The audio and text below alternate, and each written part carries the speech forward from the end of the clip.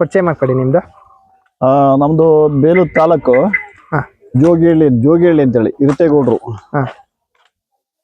ಹೊಸ ವರ್ಷದ್ದು ನಮ್ದು ಒಂದು ಶುಭಾಶಯ ಎಲ್ಲ ರೈತರಿಗೂ ಹೇಳ್ತಿದ್ದೀನಿ.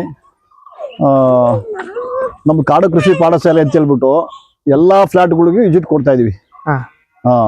ಇವತ್ತೇನು ಹೊಸ ವರ್ಷದ ಗುರುಗಳೇ ನಮ್ದು 5ನೇ ಪಾಠಶಾಲೆ ನಮ್ದು.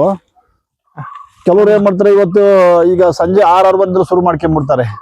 ಹೊಸ ವರ್ಷದ್ದು ಅಂದ್ರೆ ಎಲ್ಲಾ ಬಾಟ್ಲಿ ಹಿಡ್ಕೊಂಡು ಹೊರಗಡೆ ಬಿದ್ದು ಎದ್ದು ಇದೆಲ್ಲ ಮಾಡ್ತಿದ್ದಾರೆ. ನಮ್ದೇನು ಆ ಟೈಪ್ ಏನಿಲ್ಲ. ರೈತರುಗಳಿಗೆಲ್ಲ ಸ್ವಲ್ಪ ಎಲ್ಲ ಒಂದ್ ಸ್ವಲ್ಪ ಇದ್ರ ಬಗ್ಗೆ ಆಸೆ ಆಕಾಂಕ್ಷೆಗಳು ಕಾಳಜಿ ಬರ್ಬೇಕು. ಈ ತೋಟ ತುಡಿಕೆ ಕಡೆ ಇವತ್ತು ನೋಡಿ ನಮ್ದು ಏನ್ ಗ್ರೂಪ್ ಇದೆಯಾ ಎಲ್ಲ ಪ್ರತಿಯೊಬ್ರು ಸೇರಿದೀವಿ. ಸುಮಾರು ಒಂದು 3-4 ಫ್ಲಾಟ್ ಎಲ್ಲ ನೋಡ್ಕೊಂಬಂದು ಹೊಸ ಅನುಭವಗಳು ಬರ್ತಾ ಇರ್ತವೆ ಇದರಿಂದ. ಹಾಗಾಗಿ ಇವತ್ತೊಂದು ಲಾಸ್ಟ್ ಇದು ನಮ್ಮ ಇದು ಊರ ಹೆಸರು ಇದು ಅನುಗ್ನಾಳು ನಮ್ಮ ಗುರು ಊರಿದು.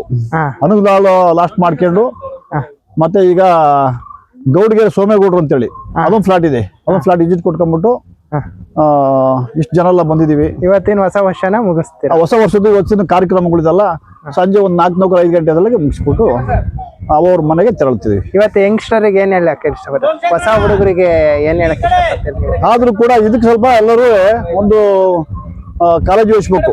ಈ ಕೃಷಿ ಬಗ್ಗೆನ ಮರ ಗಿಡ ತೋಟ ಹೆಂಗ್ ಮಾಡ್ಬೇಕು, ಜನದಲ್ಲಿ ಸ್ವಲ್ಪ ಅವರು ಬೆರಿಬೇಕು. ಜನದಲ್ಲಿ ಬೆರ್ತ್ಬಿಟ್ಟು ಗೊತ್ತಾಗುತ್ತೆ.